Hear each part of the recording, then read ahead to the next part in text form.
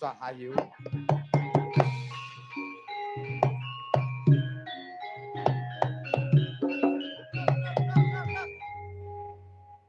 Aku sih dadi nganten karo Den Mas Broto sapa? Iya.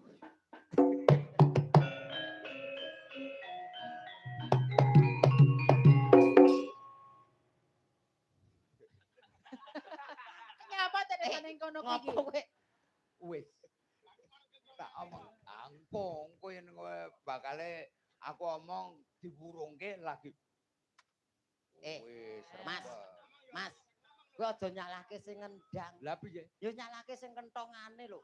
Angger kentongan muni, mesti kendange ya ngajak kanca-kanca ngono lho. Ngono. Sing nabuh kentongan sapa? Engko nesu meneh. Engko gegek iki. Ngene Suminten. Piye, Pak? Aja dadi Dadi apa meneh? aja dadi atimu Suminten. Lah kene to, Pak. Aku krungu pawarta. Iya. Sagak-sagak, Pak. Sagak anak keri. Sagak. Ya, woyo. Jos. Jos. Jos. Iki lakone Apa apa? ene ketoprak diringi? Lapa-lapa. Lapa-lapa. Oh, Suramagala kok malah edan iki lho. Ngene Suminten. Piye, Pak? Aku krungu pawarta yen nggonmu jejodohan karo Ndara Mas Broto. Piye, Pak? Lah ya sida rapi, Pak. Diwurungke Suminten. Apa Pak diwurungke? Kentongan iki dadi Sing nuthuk kentongan po kuwi. udu kowe ta? Kuwi ora wong nonton kuwi. Walah. Kuwi wong nonton ngawur lho. Lho syukur diuneni wong nonton. Lah iki lho gareng dimata-matake kono nonton. Alah ora tombok. Bakal diwurungke Suminten.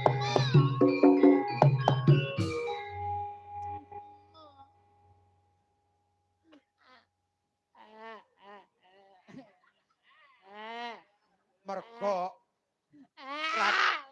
Raden Mas Broto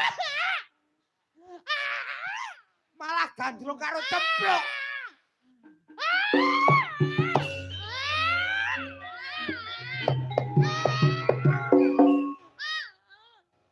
Aja kowe cah cilik Sumit. Jagat ora kaya sak godhong kelas. Aduh ilatmu kaya ilatmu reget. Piye Suminten? Oh, motor burung to Pak, aku pengen rapi karo Mas Broto lho, Pak. Mergo iki tenge wong wae cempluk. Tanggung jawabe Mas Broto piye? Kowe Mas Broto.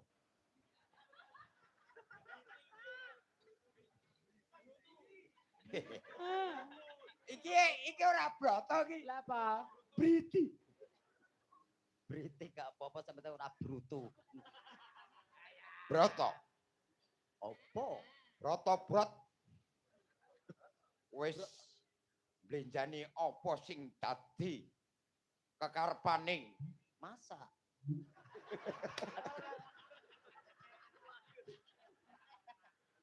apa nek ketep Masa? Piye aku kudu piye? kowe Aku kudu tanggung piye? jawab. Wis gandrung arep ngrabi anakku Suminten. Sing Piye ngomong tanggung jawabmu kok kowe sedeng kowe gandrung karo cempluk, Ayo.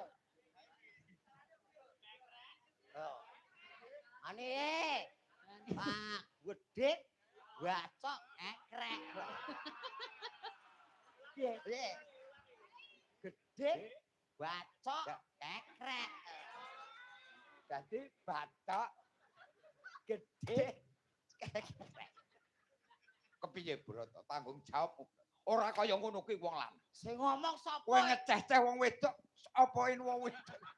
Alah. Ya, Waduh nusu. kok nyusu piye to? Nyusu untuk memlacot iki lho. Grano